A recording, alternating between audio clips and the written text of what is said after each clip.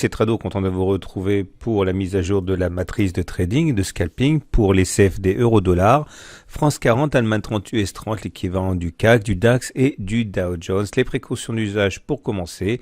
Il ne s'agit que d'une matrice de trading donnée à titre informatif, pédagogique. C'est un partage, mais cela ne suffit pas à acheter ou à vendre quoi que ce soit. Il faut vous rapprocher d'un professionnel pour savoir si l'utilisation des CFD à risque limité correspond à votre profil d'investisseur. On commence par la matrice euro-dollar donnée la semaine dernière. On donnait 4 heures et je vous cacherai pas que cette semaine a été assez difficile puisque les signaux qui ont été fournis par les marchés lors des contacts avec les zones de support et de résistance majeures ont été assez discrets. On va voir ça tout de suite. Donc je disais la semaine dernière que aux alentours de 1,1151, 1,1106, les traders chercheraient des signaux baissiers. Au-dessus, ils chercheraient des signaux haussiers. Et voilà ce qui s'est produit. Donc, on était dans l'ellipse verte. On a traversé. Il n'y a pas eu de signal baissier. Par contre, on a traversé également la zone des 1,1193, 1,1181 sans qu'il n'y ait eu aucun signal baissier. Il y a eu le premier signal baissier lorsqu'on est revenu sur cette zone qui avait du coup donc changé de polarité. C'était une résistance, elle est devenue support, donc il fallait chercher les zones, les traders chercheraient des signaux d'achat. Là, on a eu un harami haussier, bougie rouge, bougie verte, même un swing side up avec si on la couple à la bougie qui est venue après. C'était le premier signal haussier. On a eu un deuxième signal haussier ici, vous voyez, avec une étoile du matin, bougie rouge, doji, bougie verte.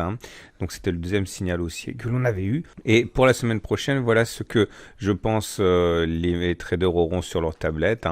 Nous sommes toujours dans une tendance neutre. Vous voyez, la moyenne mobile à 20 périodes dérive à plat. Je pense que les traders chercheront des signaux baissiers aux alentours de 1,1285, 1,1253 et chercheront des signaux haussiers au-dessus. Et ils chercheront des signaux haussiers entre 1,1075 et 1,1025. Ils chercheront des signaux baissiers en dessous. Consensus des clients, globalement acheteurs à 56%. On passe au CFD CAC 40, le France 40 donné en 4 heures. C'est ce que je proposais la semaine dernière. J'expliquais que entre 5372 et 5342, les traders chercheraient sans doute des signaux haussiers. En dessous, ils chercheraient des signaux baissiers. Et voilà ce qui s'est produit. On était dans l'ellipse verte. Dès l'ouverture lundi matin, on a ouvert en dessous. On a plongé brutalement. Donc rien de surprenant par rapport à cela. Le problème, c'est que je vois pas de signaux baissiers que les traders auraient pu prendre sur cette unité de temps. Il fallait chercher en dessous, en donner 1 heure, 2 heures pour avoir quelque chose. Puis on est remonté sur la zone précédemment mentionnée pour avoir une nouvelle attaque baissière, mais là aussi, malheureusement, je ne vois pas sur cette unité de temps le signal baissier évident pour saisir cette accélération baissière. Il fallait là aussi descendre en données 2 heures ou 1 heure pour avoir des signaux. Pour la semaine prochaine, je considère que les 5372, 5342 sont des zones où les traders cherchent des signaux baissiers. Au-dessus, ils chercheront des signaux haussiers. La moyenne mobile à 20 périodes et ascendante, on est en tendance haussière. Consensus client acheteur à 55%. L'Allemagne 30 à présent, avec la matrice que je proposais la semaine dernière, je disais que aux alentours de 11 662, 11 603, les traders chercheraient des signaux haussiers en dessous, ils chercheraient des signaux baissiers.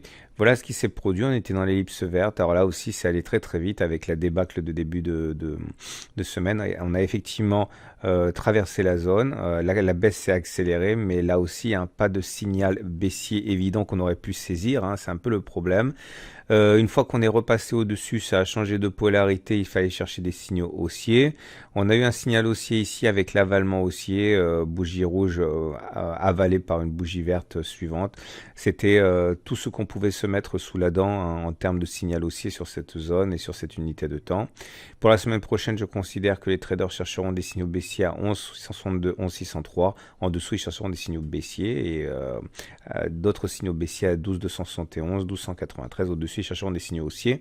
Consensus client, acheteur 61%. On termine avec l'US 30, avec là aussi une matrice assez hachée, avec plein de supports et de résistances importantes.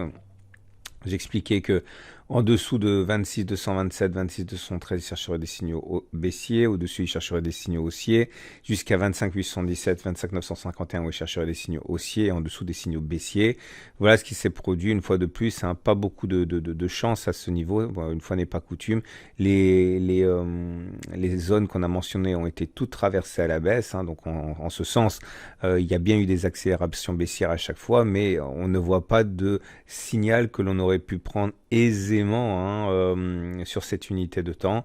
Et en ce sens, hein, pour la semaine prochaine, je considère que 24 497, 25 074, les traders chercheront des signaux haussiers. En dessous, ils chercheront des signaux baissiers. Et ça jusqu'à 26 503, 26 433 ou même 26 775, 26. Toute cette zone des 26 775, 26 433, c'est une zone où les traders chercheront sans doute des signaux baissiers. Au-dessus, ils chercheront des signaux haussiers. Consensus client, vendeur à 62%.